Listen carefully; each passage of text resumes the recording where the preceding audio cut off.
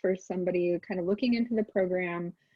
There's a lot of, because we're virtual right now, any thoughts on,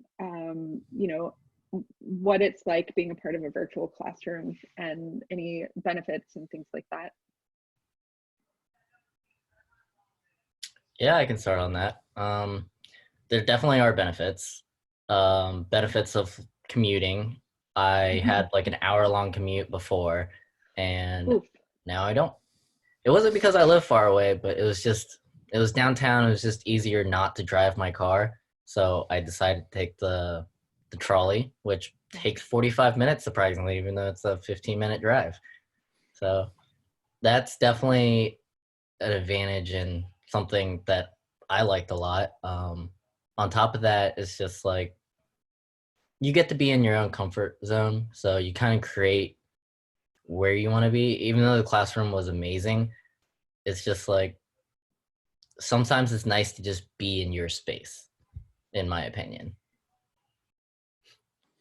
Yeah, definitely. It's allowed it's allowed a little bit more freedom and less me feeling bad about taking a break, like taking that quick 2-3 minute break to be able to like stand up, walk away, grab a coffee, grab some water.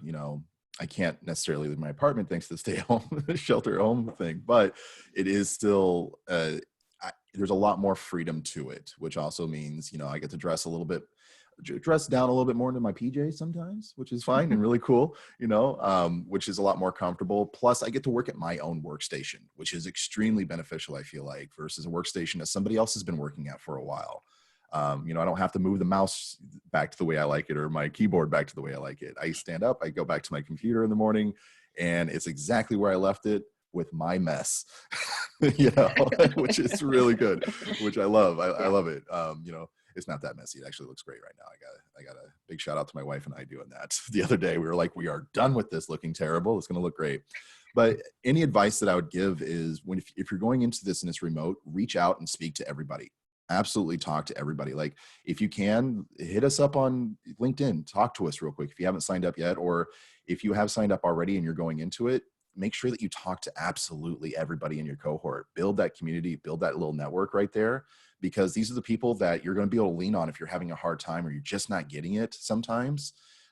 That was the most beneficial part about being in the classroom, and what we were able to take with us is these, I had this relationship with Rudy. I had this relationship with Chi, where if I don't get something, I know they're my go-tos like immediately, and they'll talk me through it or they'll help me out, and they know they can do the same thing with me. So again, that is the biggest piece of advice I could ever offer, is like, just build that community with your cohort and some of the alumni. We're here too for you. Like some of those are us that will be there at some point. I'm so happy to help out at any point. Like reach out. That's the biggest thing. Agreed. Yeah, I definitely recommend also for this new incoming cohort that will be remote is to maybe go that even extra mile to connect with one another, because we were very fortunate to have that in-person experience for almost 2 months and develop those relationships. I know, of course, with the new cohort, those relationships will blossom very quickly as well, but maybe do like, a wind down Fridays after class or something like that, and do another Zoom meeting. You might be tired of it, but it's definitely gonna be worth it to kind of develop those additional kind of connections. Yeah, like Andy was saying, making your workspace very comfortable at home. For me, a second monitor has been absolutely crucial. So making sure you have something like that set up potentially. And what was I going to say? Oh, also this whole experience working from home and working remotely has been kind of a master class in kind of concentration and not procrastinating, because, at the end of the day, you need to be sitting in front of the computer, you need to be working, you need to be planning your time.